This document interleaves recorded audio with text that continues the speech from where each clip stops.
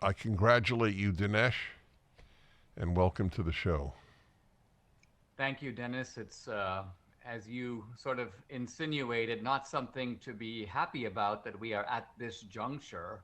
But I thought that there are so many threads here, so many features of police states that are observable right around us, that it was time to pull the threads together and issue a very urgent warning. One of the things that you do that I love because I want to learn. That's how I measure other talk shows. Am I learning something? You asked the $64,000 question in your film, what are the beginnings of the police state in the United States? So I'd like to go over that with you because it will be fascinating, and I want to delve into that. So you mentioned Waco and Ruby Ridge. Is that the genesis? Are they the genesis? No, I think that those are too early sort of flashpoints. And you recall, Dennis, that recently when Hillary Clinton said that the MAGA Republicans are like cult members, and she thought that some kind of formal deprogramming might be warranted, it flashed my mind back to the 90s and to Ruby Ridge. And I thought, when those horrific events unfolded, and I remember watching them kind of mesmerized, buildings on fire, I mean, families being roasted alive. But a little part of me kept saying, and I think a lot of Americans kept saying, well, those people were kooks. Those people were cult members. God knows what they were doing at that ranch. And so the dehumanization of those guys at Waco was a prelude to the horrific events that happened to them. And I thought of that when I heard Hillary Clinton, because I thought, it's not just that she's exaggerating. Some people were like, there she goes again, basket of deplorables.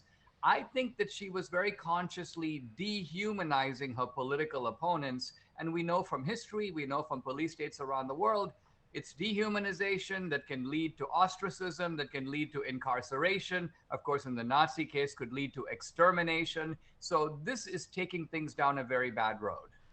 Right. So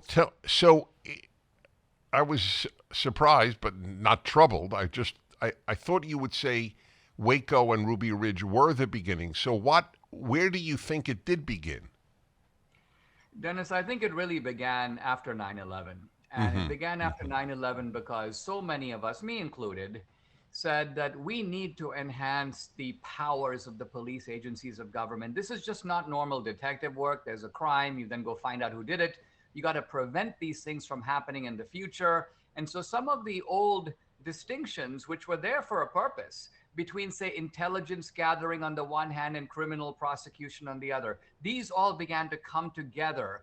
Also, the FBI and the CIA began to work more closely together. Remember, the FBI works inside the United States. The CIA, for the most part, works abroad. But suddenly, the CIA was collaborating with the FBI. So all of this happened after 9/11, and it was given. These powers were given to the government with the specific purpose of going after foreign terrorists. Little did we know that, a decade later, starting under Obama, but now ramping up under Biden, these very same police powers would be turned in a chilling and nasty way against Republicans and patriots and conservatives and Christians. So I think that the powers were given to the government after 9/11.